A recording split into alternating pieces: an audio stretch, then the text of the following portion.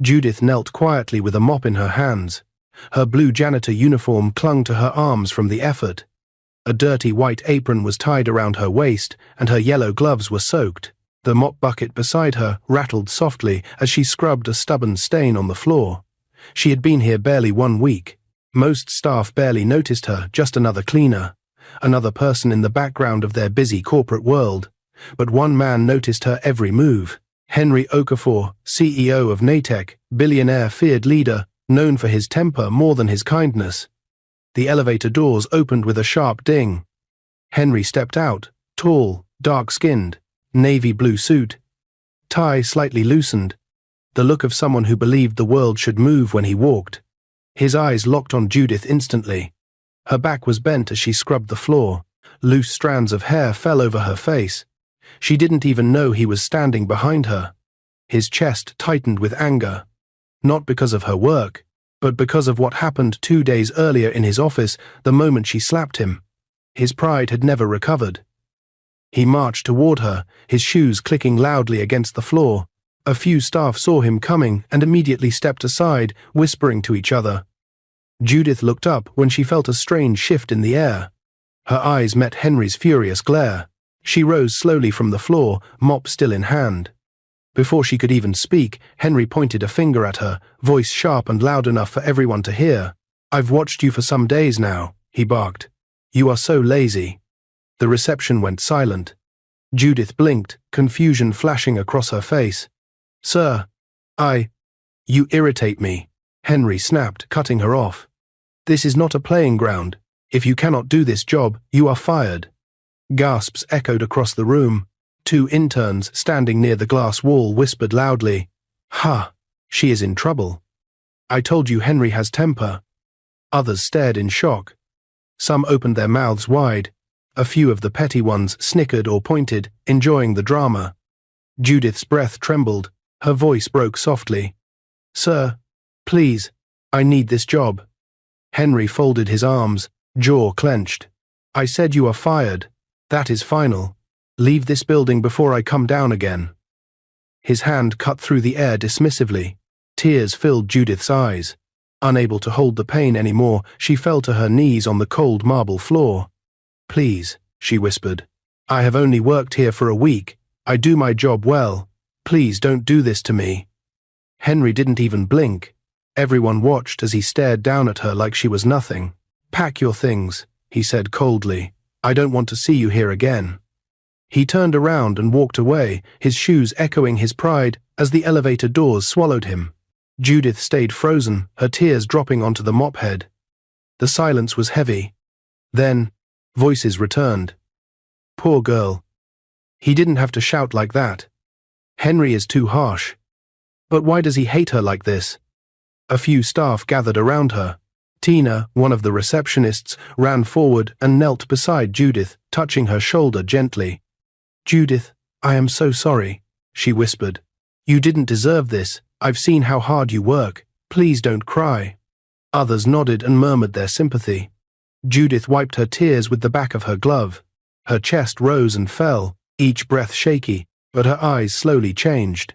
Something calm, something controlled, something powerful appeared in them.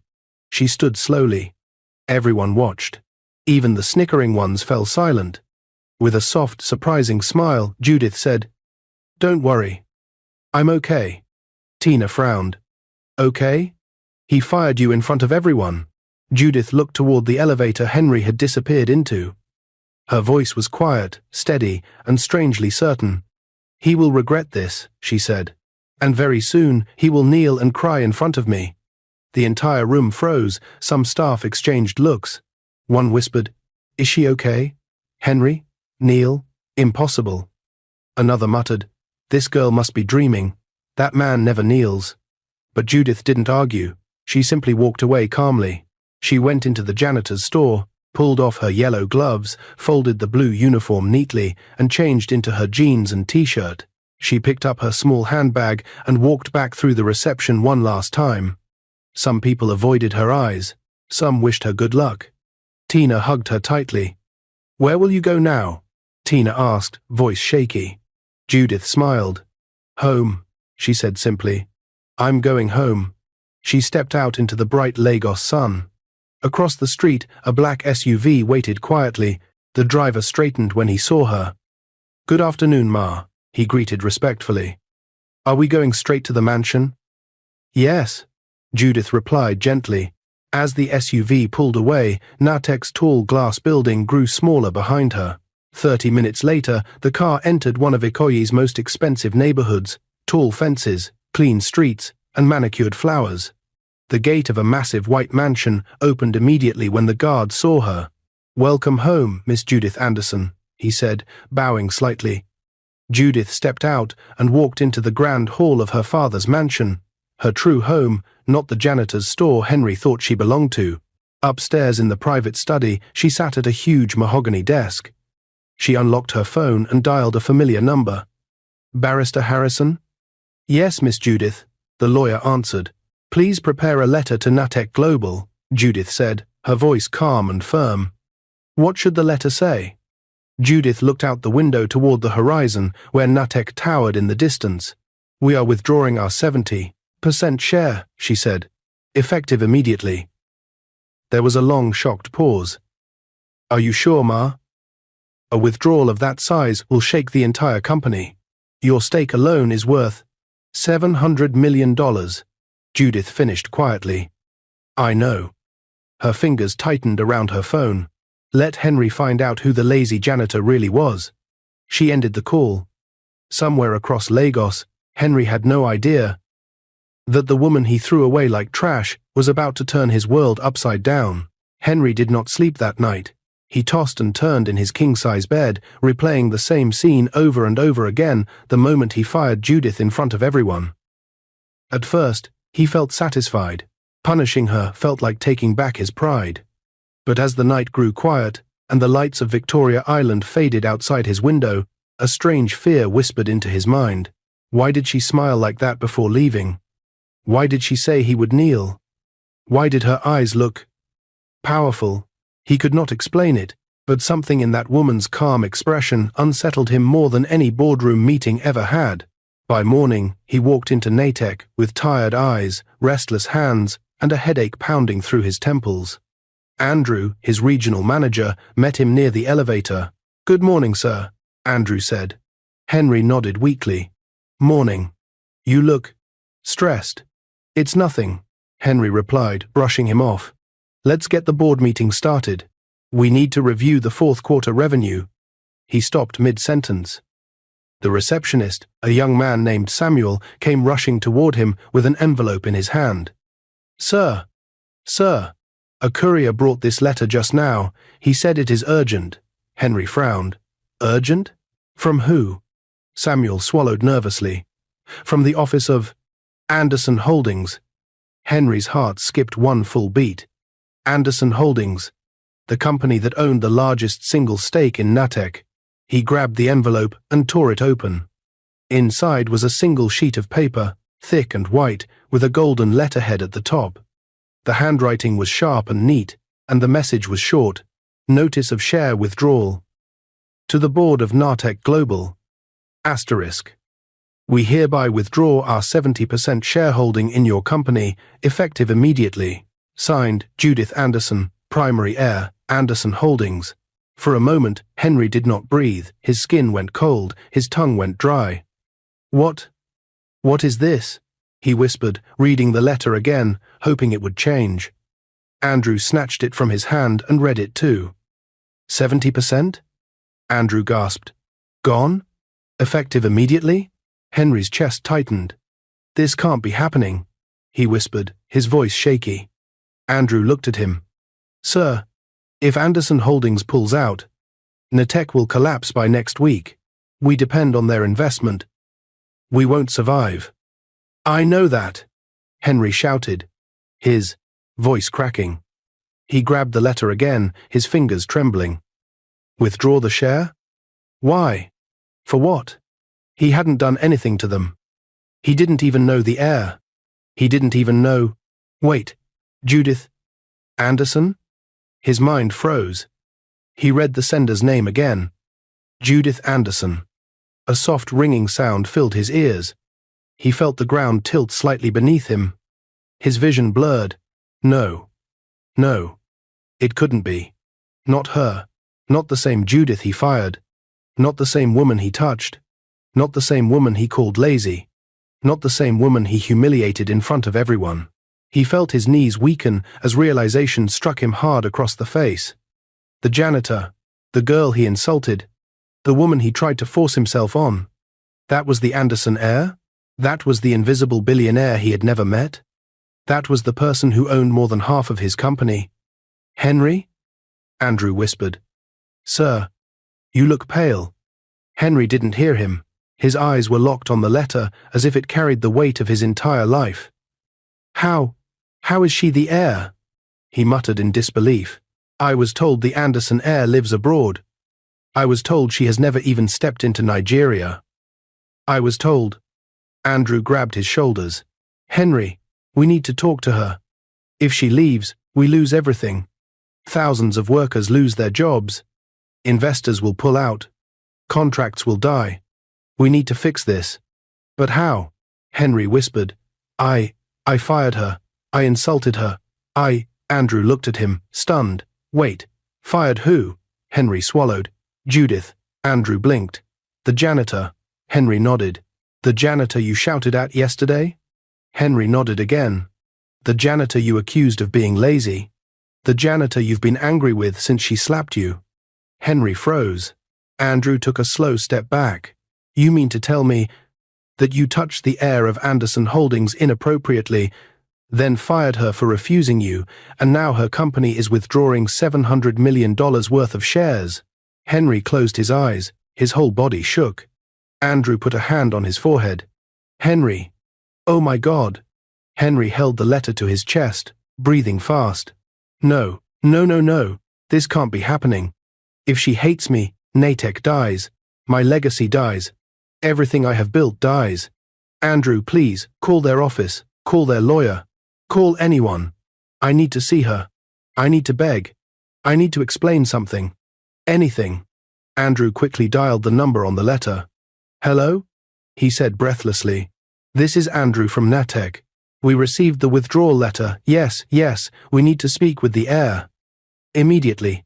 Please, this is urgent. He waited. Then he put the phone down slowly. What did they say? Henry demanded, panic rising in his throat. The heir agrees to see you, Andrew said quietly. Tomorrow morning, at the Anderson mansion. Henry exhaled, sharply, almost in relief. I will beg her, he said. I don't care if I kneel. I don't care if I cry. I will beg her.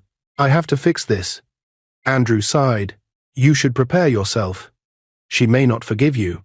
The black company car drove through Ikoyi, passing giant mansions that looked like they came from a movie. Henry sat in the back seat, sweating through his shirt. His mind replayed everything he had done. His behavior. His anger. His pride. His abuse of power. What if she refuses to see you? Andrew asked quietly. Henry swallowed hard. Then Natick dies. They passed through the giant white gates of the Anderson mansion. Security guards dressed in black opened the glass doors as they approached.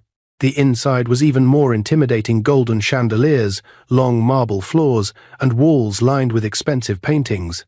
A butler approached. Welcome, gentlemen, he said politely. Please wait in the sitting room. The heir will be with you shortly. Henry nodded nervously. Thank you. They sat. Silence filled the room. Henry's heart beat louder than the ticking clock on the wall. Then, footsteps. Soft, slow, graceful. The door opened. Judith walked in. Henry stood up so fast, the chair nearly fell over. Every drop of blood in his body felt hot and cold at the same time. She looked nothing like a janitor now. She looked like someone born into power. Someone who did not need to raise her voice to command a room. Henry's legs wobbled. Judith sat down slowly, crossed her legs, and stretched out her hand. Good morning, Mr. Henry, she said calmly. You asked to see me? Her voice was steady, unshaken, powerful. Henry swallowed, stepped forward, and then his knees gave out. He collapsed right in front of her, on the same marble floor where he had once forced her to kneel. Andrew gasped. Henry's voice cracked. Please, forgive me, he whispered. I am begging you, don't destroy Natick, don't destroy my life. I was wrong. I was stupid. I was cruel. Please, Judith. Please. Judith's eyes never softened. She let him cry. She let him kneel. She let his guilt fill the room like smoke. Then she leaned forward, her voice cold and calm at the same time.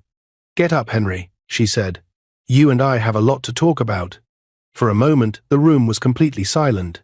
Only Henry's shaky breathing filled the air as he knelt on the marble floor of Judith Anderson's mansion, the same CEO who once made employees tremble, now trembling himself. Judith rested her elbows lightly on the armchair, her calm face giving nothing away. Her white blouse glowed in the soft morning light streaming through the large windows. She had changed from the frightened janitor he once bullied. Now she looked like someone who held the future of an entire company in her hands. Andrew stood behind Henry, frozen, afraid to even clear his throat. Judith finally spoke. Henry, she began, her voice steady. You asked to see me. So talk.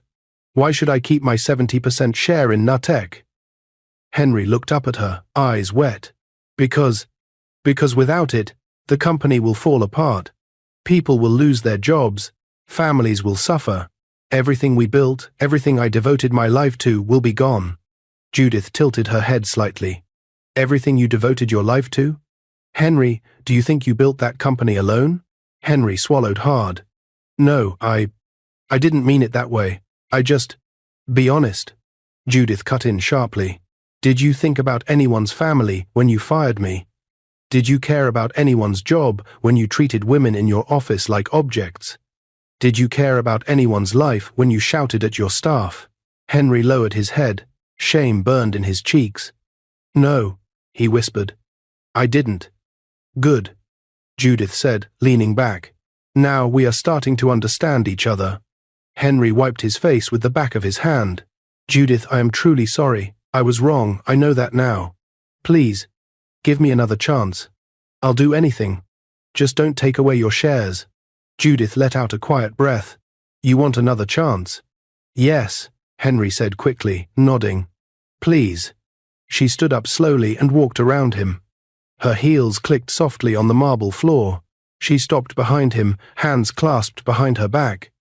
Do you know why I went undercover as a janitor in Natick? She asked.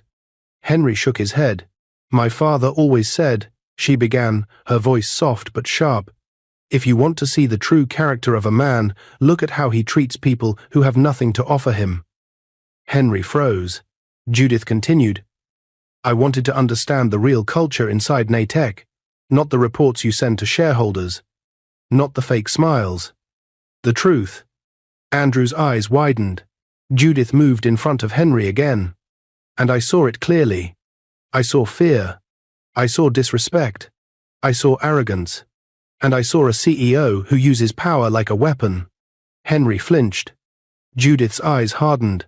And when you touched me in your office, when you thought I had no power, you told me everything I needed to know about the man running my company. Silence, heavy and suffocating. Henry trembled, his voice cracked. Judith, I know I hurt you. I know I disrespected you. I am not asking you to forget it. I am just asking you not to end everything. Judith looked at him for a long moment. Then she said, You want Natick to live? Yes, Henry whispered desperately. You want your job back? Yes. You want forgiveness? Henry swallowed hard. Yes. Judith sat down again, crossed her legs, folded her arms. Then listen carefully. Henry lifted his head, hope flickering in his eyes. You, Henry Okafor, she said slowly, will sell your 30% stake to me. Henry blinked. My 30%? Yes, Judith said. All of it. My entire share? He asked in disbelief. Yes. But that means you will own 100% of Natick. Yes. Henry's chest tightened. He felt his heart pounding. Judith continued, her voice firm and cold. After selling your stake to me, you will no longer be CEO. Henry felt the air leave his lungs. He shook his head quickly. Judith, please don't do this. Please, she raised a finger. Don't beg yet. I am not done. Andrew stepped backward, as if preparing for a storm. Judith leaned forward. You will step down as CEO. You will accept a new position. She paused for effect. As the general manager. A deep, painful silence filled the room. Henry stared at her, shocked. His voice was barely a whisper. General manager? Yes. Under you? Yes. Henry pressed a trembling hand to his chest. Judith, please. That is too much. I built this company. I sacrificed everything for it. Judith stood again. Her voice boomed across the room. And I own it, Henry. Henry's mouth snapped shut. Judith stepped closer. You think losing your title is hard? What about all the women you hurt? What about all the staff you bullied?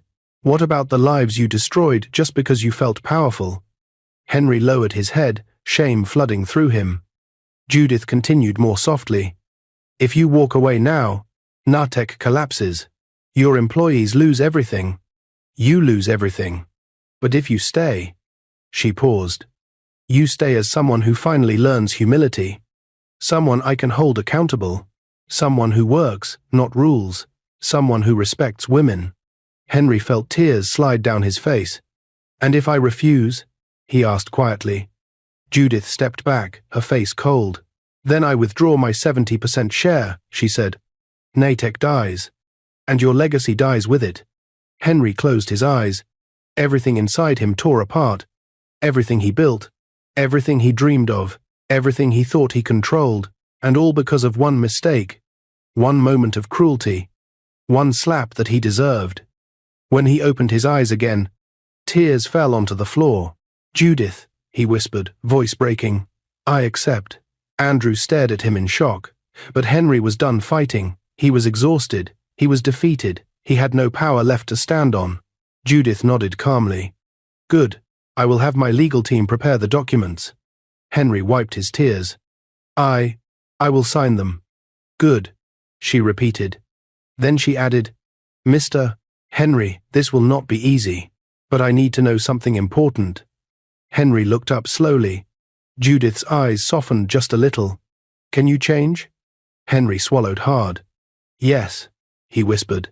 I can. I will. Judith studied him for a moment, searching his face for lies. But she saw none. She finally nodded. Then, the healing of this company, she said, starts now. Henry nodded, tears dripping onto his hands. Andrew breathed out a shaky sigh of relief. Judith stood tall, looking every bit the rightful owner of Nartek. We are done for today, she said. Go home, rest, think. Tomorrow will be a new beginning. Henry rose slowly from the floor, his legs weak, but his heart strangely lighter. He bowed his head to her. Thank you, he whispered. Judith did not smile, but she did not turn away either. As Henry walked out of the mansion doors, the sun hit his face. For the first time in his life, he felt small. But for the first time in his life, he also felt ready to change. A new chapter was coming, and neither he nor Judith had any idea just how much it would transform their lives. Henry barely recognized himself when he looked in the mirror the next morning. The man staring back had swollen eyes, a tired face, and a heaviness sitting beside him like a shadow. His expensive suit felt too small for the weight of everything he had lost in just 24 hours. He had gone from billionaire CEO to general manager. He had gone from owning 30% of Nartek to owning 0. But the part that hurt the most wasn't the money. It was the realization that he had treated people, especially women, like they were beneath him. And because of that, he had almost destroyed the company he loved. He took a deep breath, dressed in a simple shirt and black trousers, and headed to Nartek headquarters. Employees whispered as he walked past. Is it true? Did he really lose everything? I heard the owner is coming today. Who is she? Some billionaire heir from London. No one knows what she looks like. Henry ignored the whispers. He deserved them. Andrew met him at the elevator, his tie crooked from rushing. Henry, sorry, sir, Mr. Henry, Andrew stuttered. Henry gave a tired smile. Just Henry is fine. Andrew nodded slowly. She's arriving soon. The staff are waiting in the conference hall. Henry felt something tighten in his stomach. Let's go. The conference hall buzzed with energy. Nearly 500 employees filled the seats. Engineers, designers, cleaners, managers, interns, the media team set up cameras. Everyone was anxious to see the new face behind Natick. The giant screen on the wall displayed, "Welcome Judith Anderson, CEO." Owner, Natick Global Henry, stood quietly at the side, hands clasped nervously. Then the doors opened. A hush washed over the room. Judith Anderson walked in, wearing a royal blue blazer and black fitted trousers. Her hair was neatly packed, and she walked with a calm, quiet grace. Her eyes scanned the room, not with arrogance, but with awareness, like someone who saw everything and missed nothing. Employees whispered, "Is that her? She looks young. She looks gentle. She looks powerful." Judith stepped onto the stage. The room fell silent. She took the microphone. "Good morning, everyone." Her voice was clear and steady. Even those at the back could hear her. "I know you were not expecting a change this big. I know some of you are scared, confused, or angry. But I want to tell you something important." She paused. "I did not come here to destroy Natick. I came here to save it." The room leaned in. Judith continued, "For months, I sent silent inspectors into this company. Not to spy, but to understand the truth behind closed doors. Some managers stiffened nervously. And what I found was two things," Judith said, "brilliant talents and a toxic leadership structure." People shifted in their seats. Judith did not raise her voice. She didn't need to. "I saw bullying. I saw fear. I saw disrespect. I saw voices silenced. And most importantly, I saw women being treated like they had no power or protection." Henry felt his throat tighten. Judith spoke on, "But I also saw dedication, hard work, late nights, creativity, passion, and it reminded me of why my father believed in this company." She placed a hand over her chest. "And now it is my turn to believe in all of you." The employees exhaled, softly relief, mixed with surprise. Judith stepped aside and looked directly at Henry. "Mr. Henry, please come forward." Henry froze. Hundreds of eyes turned toward him. Slowly, he walked up the stage, feeling his heart pound loudly in his ears. Judith faced the crowd. "This man made mistakes," she said. "Serious ones. Mistakes that cost him everything he once held. But," she looked at Henry, really looked at him. "He chose to stay. He chose to learn. And I believe people can change when they want to." Murmurs filled the room. Judith continued, "Henry will no longer be the CEO of Natick. He will no longer have ownership, but he will remain in this company as a general manager because I believe he still has value to offer, skills, experience, and lessons." The staff were stunned. Judith added, "And he will undergo mandatory ethical training, leadership training, and counseling." A few people clapped quietly. Judith looked at Henry. "You have one last responsibility today," she said softly. "Tell them the truth." Henry felt a lump in his throat. Judith stepped aside. The spotlight was now fully on him. He took the microphone with shaking hands. Henry scanned the crowd, the same people he once walked past, with pride, power, and arrogance. "My name is Henry Okafor," he said quietly. "And today, I stand here, not as your CEO, but as a man who made terrible mistakes." The hall fell silent. "I abused my power. I allowed pride to guide my actions. I treated people badly. I harassed women in this company. I fired people unfairly. And the worst part is, I didn't see the damage I caused." His voice broke. "I hurt someone who did nothing wrong. I disrespected someone who deserved the highest respect. And because of that, I nearly destroyed the company I love." A few employees looked down, uncomfortable. Henry continued, "When Miss Judith came to this company as a janitor, I didn't see a human being. I saw someone I could control. I was wrong. I was blind. And I am ashamed." A tear rolled down his face. "I am sorry," he whispered. "To every single one of you. And especially to Miss Judith Anderson." He turned toward her. "I am deeply sorry." Judith held his gaze for a long, heavy second. Then she nodded softly. The room erupted in applause, not for Henry's shame, but for his honesty. For the first time, Henry felt something unfamiliar rise in him. Relief, deep relief. From that day onward, the entire company changed. Judith met with each department. She listened. She asked questions. She fixed problems that everyone thought would stay forever. She removed corrupt managers, promoted hard-working staff, cleaned out toxic teams, raised salaries, improved policies, built safe spaces for women. News spread fast. Natick has a new female CEO. Young hair from London takes control. Company undergoes massive transformation. Contracts flowed in. Investors trusted her. Within weeks, Natick soared higher than ever. And Henry, he became someone no one expected. He came early. He stayed late. He apologized to people he once ignored. He encouraged team members. He asked for help. He learned to be better. For the first time in his life, he felt human. One evening, weeks later, Judith entered the boardroom after a long meeting. She expected to see everyone gone.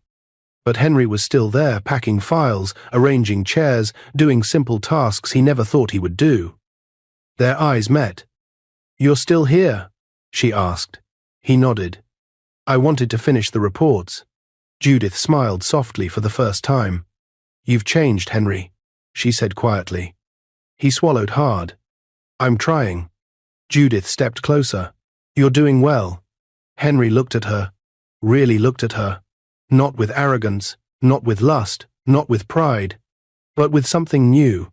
Respect, gratitude, and something else he couldn't name yet. Judith's voice softened. "Keep going. You're becoming the man this company always needed." Henry's chest warmed. "Thank you," he whispered. Judith turned to leave the room, but Henry called her name softly. "Judith?" She paused in the doorway. "Yes?"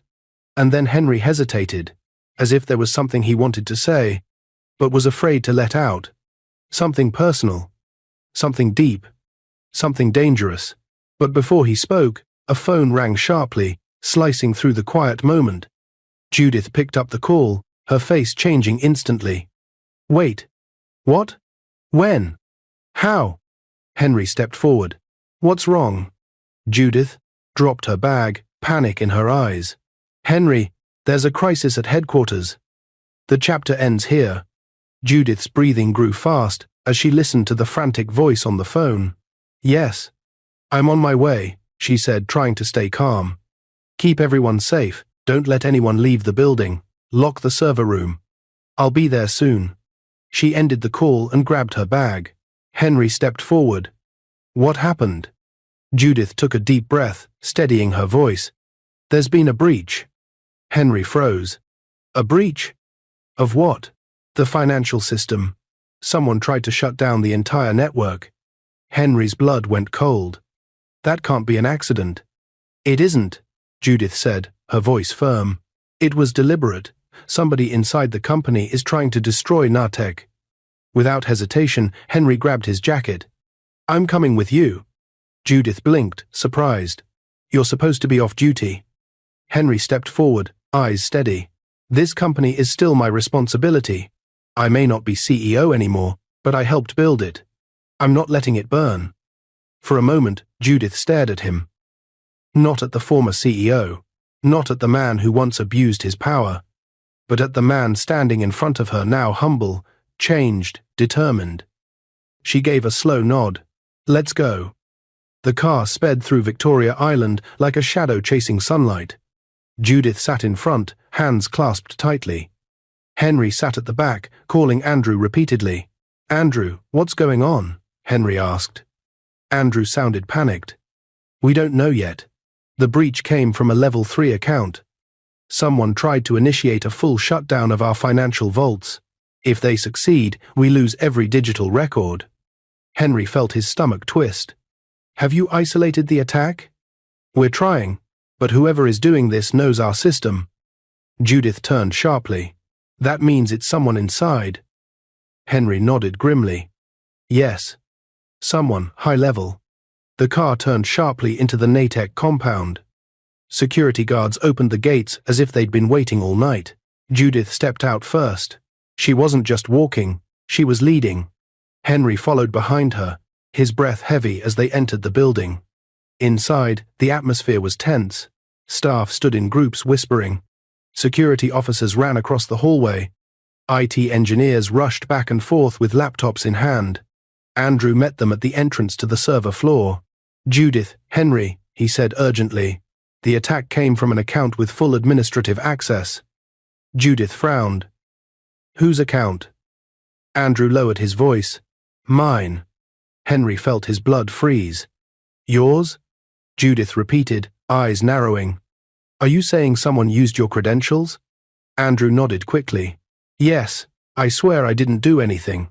Someone cloned my access keys. Someone who knew my schedule, my codes, A sudden alarm blared from the IT control room. Everyone ran inside. On the giant wall screens, red warning messages flashed. A progress bar was moving dangerously fast. System wipe, 72% complete financial data, erasing staff records, erasing assets log deleting. Judith gasped. "No, no, no." Henry grabbed a headset and shouted at the IT team. "Shut it down manually. Cut the system power." An engineer shouted back, "We can't. The override is locked by the attacker." Another screen lit up suddenly with a message, "You took everything from me. Now watch Natek fall." Judith stared at the screen, heart pounding. "Someone is doing this to get back at you," Henry said quietly. "But who?" Andrew looked sick. "Oh no, oh no." Judith turned sharply. "Andrew, what do you know?" Andrew swallowed hard. Sweat rolled down his forehead. It's Cynthia." Judith frowned. "Who is Cynthia?" Henry answered softly. "His former deputy. The one we fired last month." Judith remembered the report. Cynthia corrupt, manipulative, and angry after being exposed for stealing company funds. She had stormed out, screaming she would end Natek one day. Judith whispered, "Where is she now?" Before anyone could answer, a figure suddenly appeared on another screen. A woman, dark-skinned, shoulder-length straight hair, red lipstick, eyes burning with rage. She stared into the camera. "You didn't think I would forget, did you, Henry?" Cynthia said, with a bitter smile. "You fired me, you embarrassed me, both of you destroyed my life." Henry's face turned white. Cynthia continued, "So I will destroy yours. When the system reaches 100%, your company dies." Judith stepped forward. "Cynthia, listen." "No," Cynthia screamed. "I will watch Natek burn, just like you burned me." Then the screen went black. The countdown continued. 82%, 83%, 84%. Judith looked desperately toward the engineers. "Can we stop it?" "We don't know how," one shouted. "She locked every access path." Henry gripped the edge of the table. "There must be a way. Think. Cynthia was brilliant. She wouldn't create a system she couldn't reverse." Judith stared at him, something clicking in her mind. "Henry," she said slowly, "she learned everything from you." Henry blinked. "What?" "She shadowed you for a whole year," Judith explained.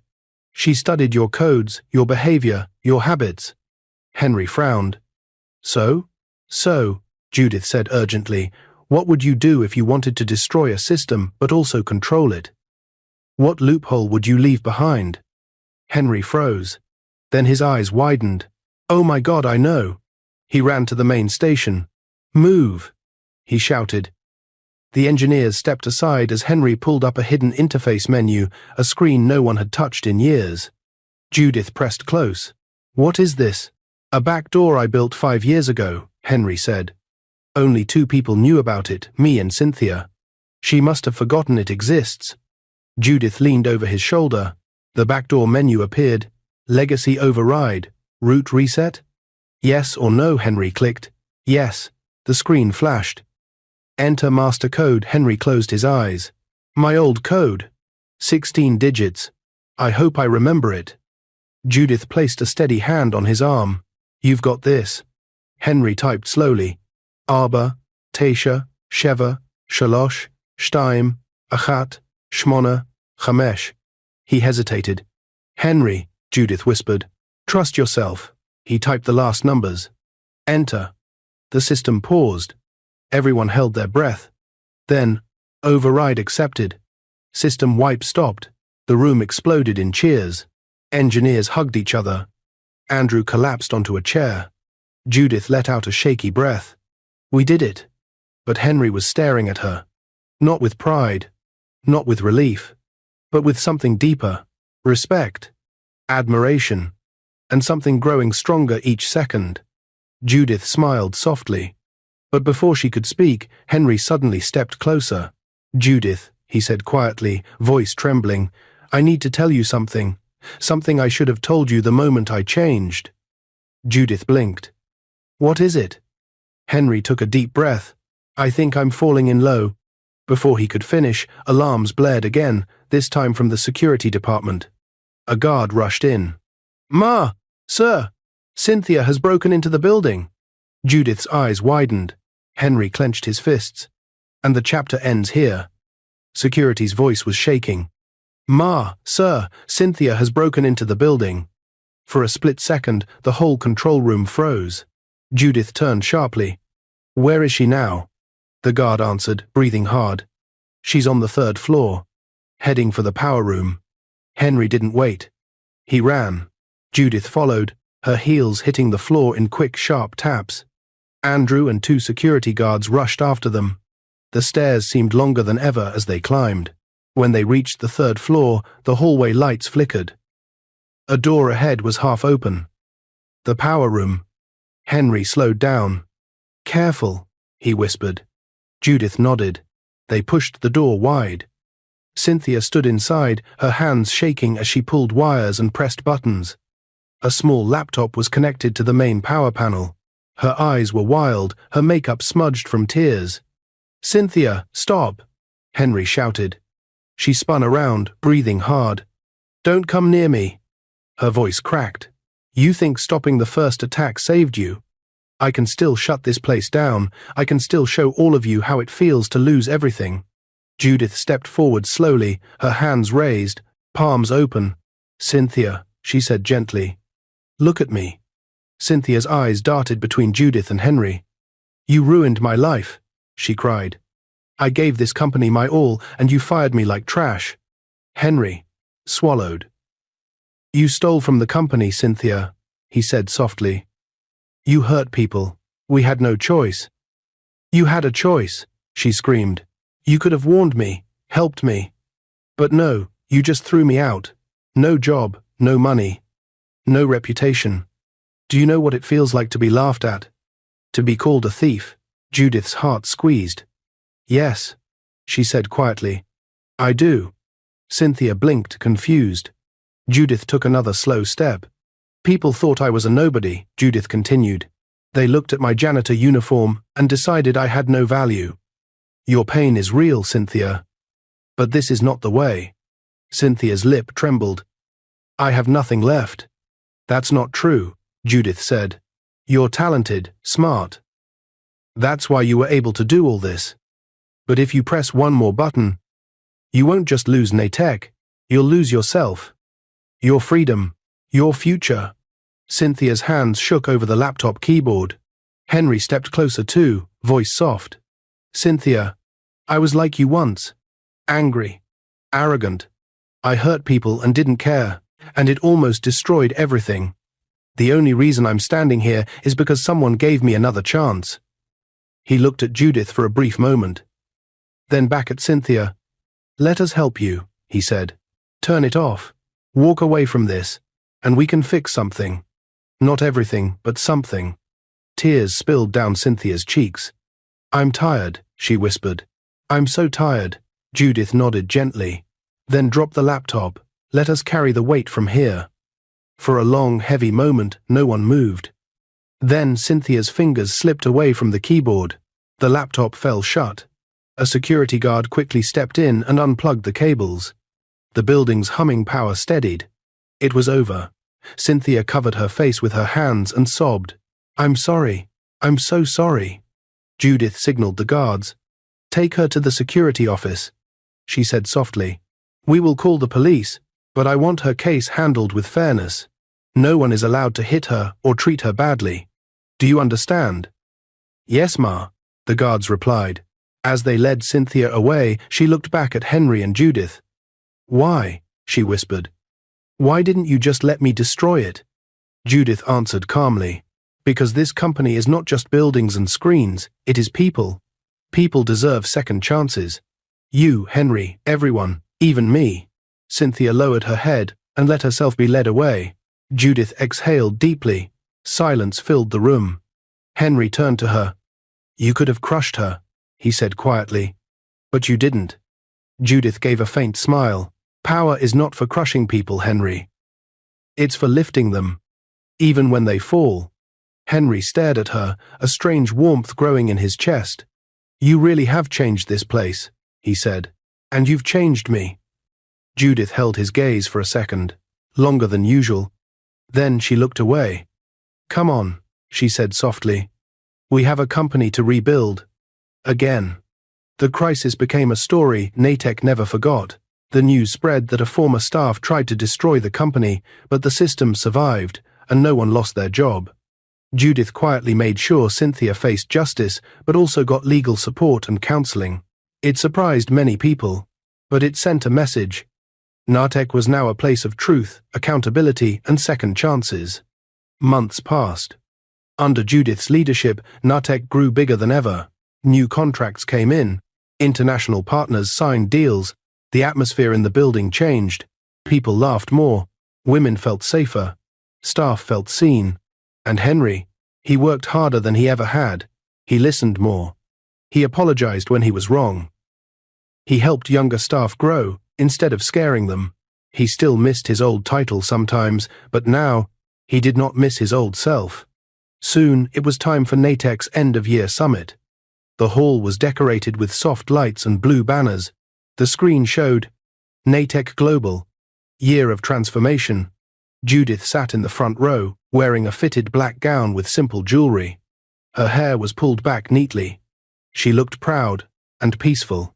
Henry sat a few seats away, in a clean grey suit, not as the star of the event, but as someone quietly grateful to still be part of it. The host stepped up to the stage. "Ladies and gentlemen," he said, smiling, "today we celebrate growth, change, and second chances. And for this next session, we invite someone who knows what it means to face himself and become better." He looked toward Henry. "Please welcome Mr. Henry Okafor, our general manager, to speak on ethical conduct in the workplace." The hall filled with applause. Henry's heart raced as he walked to the stage. He took the microphone, looked out at hundreds of people, and smiled nervously. "Good evening, everyone," he began. "My name is Henry, and I am not here to speak as a perfect man." A soft chuckle moved through the crowd. "I'm here as a man who nearly destroyed everything he loved because of pride and bad behavior," he continued. "I used to think being powerful meant doing whatever I wanted. I thought titles made me untouchable. I thought people were replaceable." He paused, his eyes landing briefly on Judith. "But I was wrong." The hall fell silent. "I lost my position as CEO of Natick because of my own unethical actions," he said clearly. "I abused power. I disrespected boundaries. I treated people, especially women, like they didn't matter. And the truth is, I deserved to lose that title." He took a breath. "I had two choices," he continued. "I could walk away in anger and pretend I was the victim. Or I could stay, admit my faults, and allow the pain to change me." He smiled, eyes slightly wet. "I chose to stay. I stepped aside. I gave up my 30% share and my position as CEO. Not because I was forced, but because it was the only way to truly save this company and my own heart." People listened, some nodding slowly, some with tears in their eyes.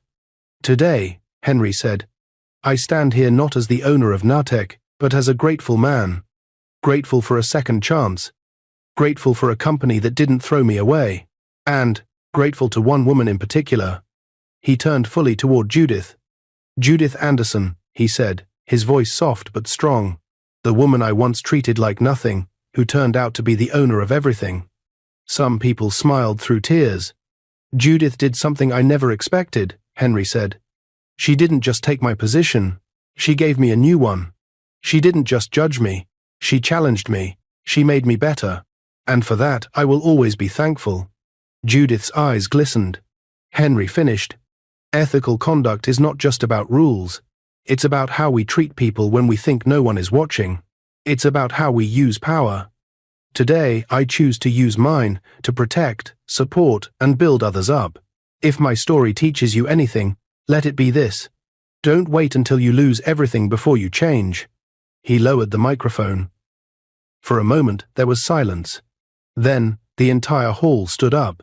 The applause was loud, long, and full of emotion. Some people whistled. Some wiped tears.